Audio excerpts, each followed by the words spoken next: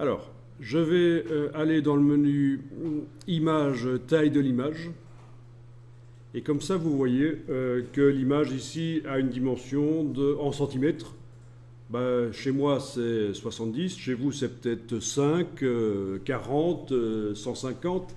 En fait, toutes les images ont des dimensions en centimètres différentes. Toutes celles de mon dossier ont des dimensions en centimètres différentes et ça va poser des problèmes parce que les centimètres vont être pris en compte lors de l'importation du logo. Il faudrait que je ramène toutes les images avant d'amener le logo, hein, dans le déroulement du script, avant que le logo arrive sur l'image, il faudrait que l'image ait une certaine largeur. C'est ce que je vais faire ici. Donc vous avez rééchantillonnage qui est décoché. Je ne veux pas modifier le nombre de pixels de l'image, je veux modifier simplement sa valeur de largeur en centimètres. On est d'accord? Rééchantillonnage décoché, vous mettez centimètres ici et vous allez indiquer 10. J'aurais pu mettre 100, ça marche aussi. C'est juste une valeur de départ. Après, vous adapterez. Donc 10 centimètres, OK. Et là, dans le script, il est indiqué maintenant que la taille de l'image a été amenée à 10 cm. Excusez-moi, est-ce qu'il faut mettre 10 sur 10? Alors, c'est juste la largeur qu'on modifie. Il se trouve qu'ici, la hauteur est également à 10, mais ça n'a pas d'importance, la hauteur. On s'occupe juste de la largeur. On met 10 en largeur.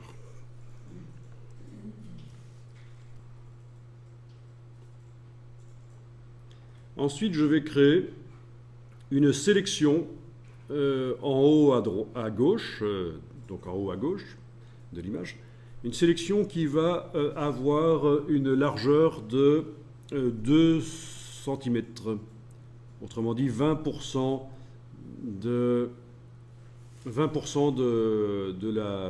des 10 cm.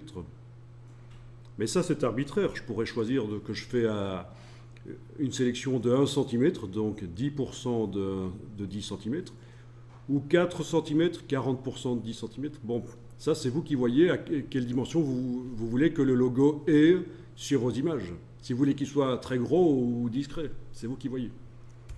Mais là, je vais faire 2 cm, c'est pas mal. Alors, oui, parce que dans C6, vous n'avez pas les petites informations de dimension qui apparaissent quand on trace les sélections. D'abord, vous activez l'outil de sélection, c'est rectangle de sélection, c'est déjà pas mal ça. Faites ça. Dans la palette des outils, activez l'outil de création de sélection rectangulaire. Ensuite, vous allez dans le menu Fenêtre et vous allez afficher les informations. Fenêtre, informations. Vous détachez la palette, si nécessaire, bon. Voilà. Et alors, vous allez commencer à faire la sélection ici en dehors de l'image. Vous voyez? J'appuie et je me déplace. Voilà. Et je vais faire une sélection d'une dimension d'à peu près 2 cm sur 2.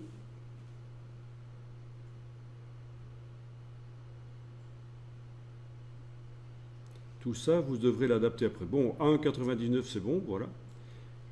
Donc vous avez vu que la palette information vous aide à voir les dimensions parce que vous n'avez pas eu la petite infobulle qui apparaît à côté de la sélection quand vous la faites, je pense, dans C6. Si, vous l'avez? Ah, ben ça va, dans C6 vous l'avez, parfait. Donc c'est pour ceux qui seront avant C6 qu'ils auront besoin d'afficher la palette d'information pour voir la dimension de la sélection qu'ils sont en train de faire.